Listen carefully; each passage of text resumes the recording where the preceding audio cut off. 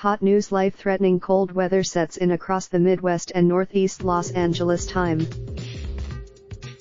Bitter cold is setting in after a major winter storm blanketed a wide swath of the country in snow, sleet, and rain this weekend, creating dangerously icy conditions that promise to complicate cleanup efforts and make travel challenging on Martin Luther King Jr. Day. Some of the coldest temperatures felt so far this season started to set in across the Midwest and Northeast on Sunday and were expected to plunge further overnight. Wind chills would bring temperatures into the teens in the New York City area and down to minus 40 degrees Fahrenheit in upstate New York, the National Weather Service predicted. In New England, they'd fall to as low as 20 degrees below zero around Boston, and as low as 35 below zero in parts of Vermont, Maine, and New Hampshire, the service said. Temperatures across the Great Lakes, Ohio Valley, and the Mid-Atlantic would drop 10 to 20 degrees Fahrenheit below average, the service said. The freeze will follow the weekend's run-ins with power outages, cancelled trains and planes, overnight stays at the airport and traffic jams. Officials warned residents to limit their time outside to prevent frostbite and to avoid treacherous travel conditions. They also said, utilities in Connecticut reported more than 20,000 customers without power by Sunday afternoon.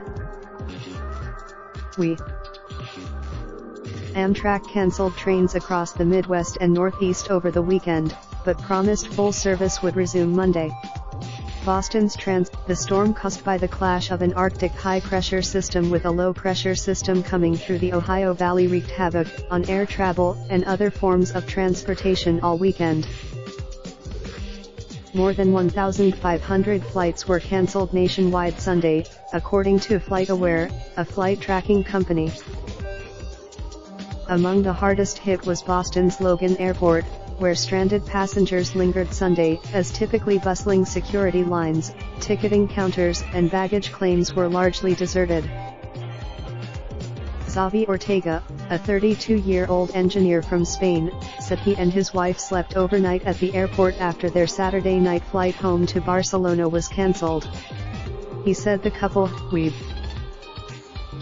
a ferry service route across Lake Champlain between Vermont and New York was also closed Sunday, and flights were mostly cancelled at major airports in Vermont and New Hampshire. In the Midwest, where it dumped 10 inches of snow in parts, the storm caused a plane to skid on a slick runway at Chicago's O'Hare International Airport on Saturday, though no injuries were reported. In Kansas, a snowplow driver was killed when his vehicle rolled over, and in southeastern Missouri, slippery conditions caused a 15-vehicle crash on Interstate 55 on Saturday. One saving grace of the storm: heavily populated coastal communities from New York to Boston largely escaped major snowfall after days of sometimes dire predictions. Manhattan saw mostly rain, while places along the coast in Connecticut, Rhode Island, and Massachusetts recorded 2 to 5 inches of snow. Mountain regions saw significantly more, to the delight of ski resort operators. New York's Adirondacks registered up to 20 inches, while western Massachusetts' Berkshires saw as much as 10, and parts of northern New England were on track to approach 24 inches of snow. Nicholas Nicolay and his son Rocco, 6, welcomed the fresh powder as they cross-country skied on the sidewalks of Montpelier, Vermont, early Sunday. President Trump urged Americans affected by the winter storm to be. The White House's own National Climate Assessment recently rejected the idea that a particular plunge in temperatures can cast uncertainty on whether Earth is warming. Amazing. Raindrop, drop top, smoking, no cooking the hot pot. Fucking on your bitch, yeah, that. Looking up, open the park pot.